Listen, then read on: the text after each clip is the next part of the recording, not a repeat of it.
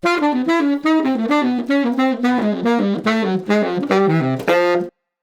guys, Jojo from Sharp 11 Music here. Today we will be taking a look at a lick from Leo P, which he played on his Moanin solo. The pretty legendary performance, I would say, certainly regarding how many views that video on YouTube has here from the BBC Proms. So most people ask for that line just at the end of the bridge where he does actually kind of a long turnaround with a certain pattern he plays. Let's first just listen to him play it.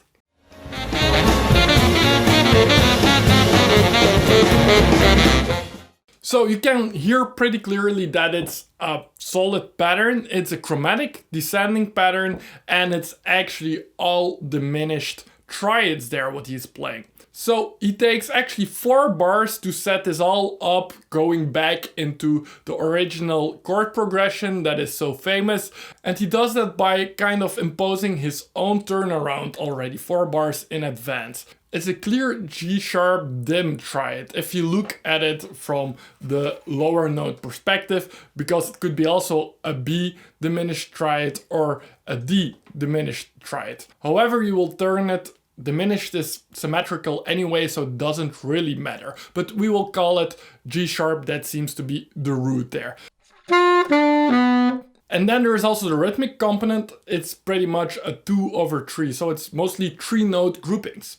The next one is just played 2/3 of that diminished triad because he plays C sharp, B flat, and if you would continue it in minor thirds down, then it would be a G, but he kind of doesn't play it there and he keeps the B flat just as a quarter note. So that's what he suggests, but he keeps the B flat.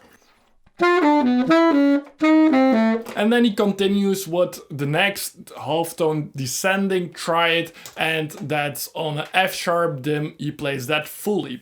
Then he continues all the way, so check it out.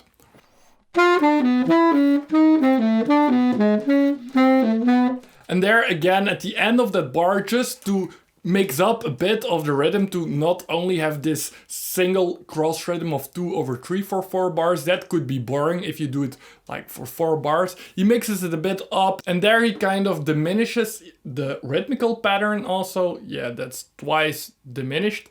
To B flat dim he's still suggesting, and then A dim. So well, I said B flat dim, but if we still would continue the pattern down, there would be a D added down on the first one, and then E flat on the next one. So let's keep that as the root.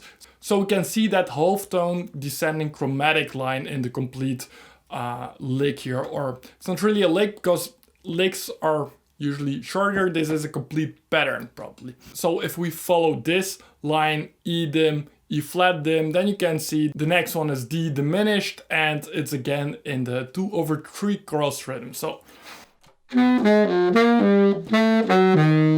and then we are in the last bar preparing for the main chord progression, and there he just alters it a little bit. It's not dim anymore, but there it's rather the triad of the flat 6 dominant going to 5 dominant, so B flat 7 for baritone, that is, to A7, and then he plays the triads on that. And then you have the perfect 5/1 progression. So it all fits in the end. So that's very cool. He started it very early, 4 bars in advance, to eventually land on this D minor. Well, that's because the diminished chord can function as a secondary dominant. If we look back at the first dim chord, the G sharp dim, well, this would function perfectly as the upper structure of an E7.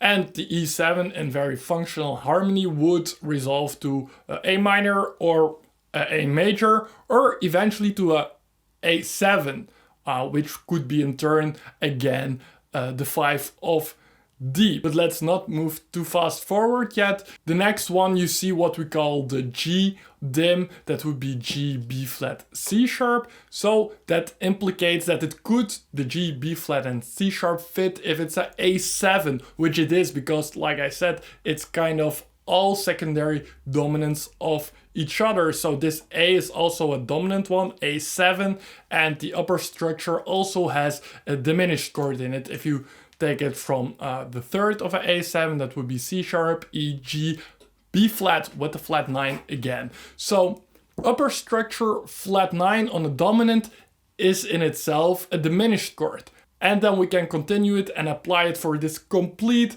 line. So actually what you're hearing is all secondary dominants there.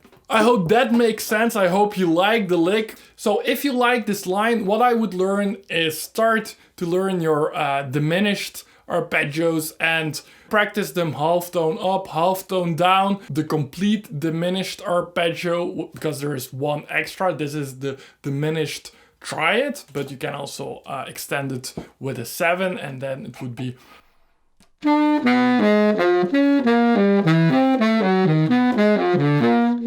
the triad might be a bit cooler in a rhythmical sense, because if you do that in 8s, it will displace itself. So that's a choice you can make, but if you can do both, you can probably mix them up, and there is where it gets real fun. So guys, enjoy your descending dim line for this Sunday and go and practice. Let me know if you like this line and why you like it. Do you hear the secondary dominant in it? Would love to know. So leave a comment down, like if you like of course, and subscribe if you haven't to get more of these tutorials and transcriptions, and there is pretty much more to come. I'm Johan Reinders from Sharp 11 Music, and see you next time.